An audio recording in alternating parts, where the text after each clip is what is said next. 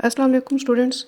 Class 9 के mathematics की exercise 1.1 आज हम करने लगे हैं। इसमें क्वेश्चन नंबर 7 जो हमें दिया गया है, इसमें भी दो मैट्रिसेस हैं और हमें ए बी सी डी इसमें फाइंड आउट करना है।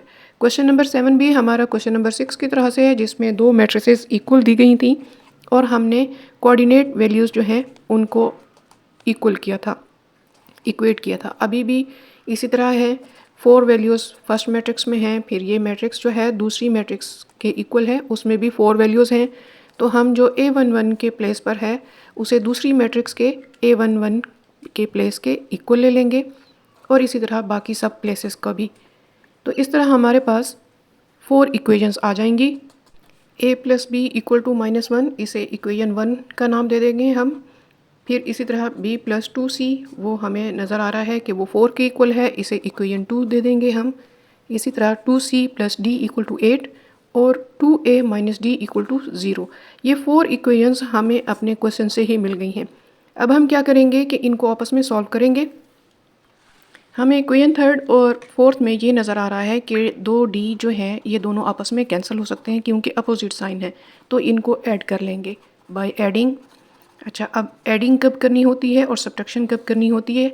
जब अपोजिट साइन हो तो एडिंग करनी है, ठीक है। यानी कि ये कैंसिल हो सकते हैं, सिंपल एडिंग से ही कैंसिल हो सकते हैं। इस तरह से हमें क्या मिल रहा है, 2c plus 2a equal to 8 और 2 कॉमन ले लेंगे, वो दूसरी तरफ जाएगा, 8 पर डिवाइड होगा तो c plus a equal to 4 मिल रहा है, जो कि एक और इक्वेशन हमें मिल गई। 5 इसे नाम दे देंगे और इस तरह से हमें टोटल 6 इक्वेशंस मिल रही हैं जो आपस में हमने सॉल्व करना है। यानी कि 4 जो हैं वो क्वेश्चन से और 5th यहाँ से अभी निकली है और एक और इक्वेशन हमें 6 इक्वेशन चाहिए।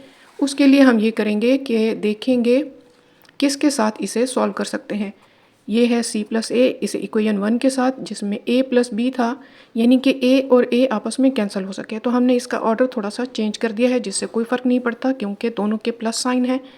अब यहाँ हम बाय सब्ट्रैक्टिंग करेंगे। सब्ट्रैक्शन क्यों कर रहे हैं? ताकि ये दोनों a के साइन जो हैं अपोजिट हो जाएं। दोनों पॉजिटिव साइन थे, अपोजिट हो जाएं। सब्ट्रैक्शन तब करनी होती है, ठीक है। और जब तक अपोजिट साइन नहीं होंगे, कैंसिल नहीं होगा, तो सब्ट्रैक्शन हमें अपोजिट साइन दे देती है, रिक्वायर्ड वैल्यू कैंसिल हो जाती है और अब बाकी हमारे पास रह गया है इसमें b minus c equal to -5। इस इक्वेशन को हम इक्वेशन नंबर 6 कह देंगे, ठीक हो गया। अब क्या करना है, हमने ऐसी इक्वेशन देखनी है जिसमें c हो ताकि हमारी इस c के साथ कैंसिल हो सके।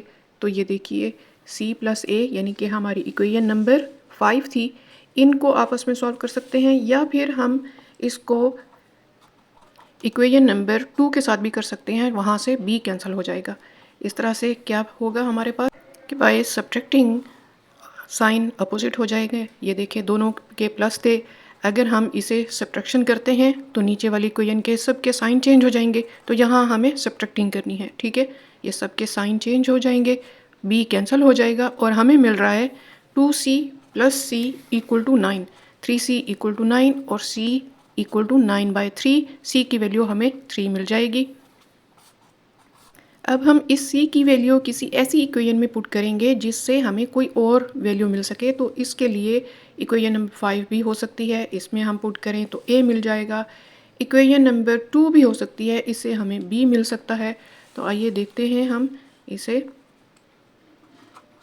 Bye putting the value of c in equation 2 we get, अब ये जो है हम इधर इक्वेशन 2 गिव्स भी कह सकते हैं, इक्वेशन 2 बिकम्स भी कह सकते हैं। Bye putting the value of c in equation 2 ये भी कह सकते हैं। ये हम पर है कि हम कौन से मुनासिब तरीन अल्फाज इस्तेमाल करते हैं।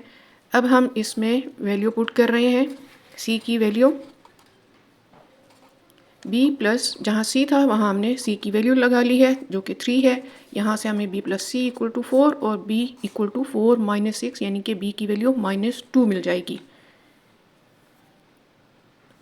6 दूसरी तरफ जाने से माइनस साइन हो गया और माइनस साइन जो है वो बड़ा है तो सब्ट्रैक्ट किया, 6 माइनस 4 और बड़े का साइन माइनस लगा लिया। अब हम इसकी वैल्यू कहाँ किस में लगाएं? इक्वेशन 1 में अगर हम लगाएं तो हमें a की वैल्यू मिल सकती है। तो हम कहेंगे इक्वेशन 1 बिकम्स, वही बात कि आप कौन से लफ्ज़ इस्तेमाल करते हैं ये आप पर डिपेंड करता है, ए प्लस, और यहाँ पर हमने वैल्यू लगा ली है बी की जो कि -2 है। यहाँ से हमें मिल रहा है a -2 equal to -1, a equal to -1 + 2, और ये सब्ट्रैक्ट होकर a इक्वल टू 1 हमें मिल गया। a की वैल्यू भी आ गई, b की भी और c की भी। अब d सिर्फ रह गया है। अब हम किसी में भी वैल्यू पुट कर लें, तो हम इक्वेशन नंबर 3 में c की वैल्यू अगर हम पुट करें तो इक्वेशन 3 बिकम्स, या इक्वेशन 3 गिव्स, तो इक्वेशन 3 हमें क्या देगी? इक्वेशन 3 हमें ये देगी कि हमने c की वैल्यू लगाई है जो कि 3 है, 2 × 3 + d equal to 8, 6 + d equal to 8, 6 दूसरी तरफ जाएगा, 8 - 6 इक्वल टू 2, और d की वैल्यू मिल जाएगी। और इन सब की वैल्यूज़ अब हमें मिल चुकी है। a b c d की वैल्यूज़ हमें चाहिए थी, तो हम लिखेंगे hence a equal to 1, b equal to -2,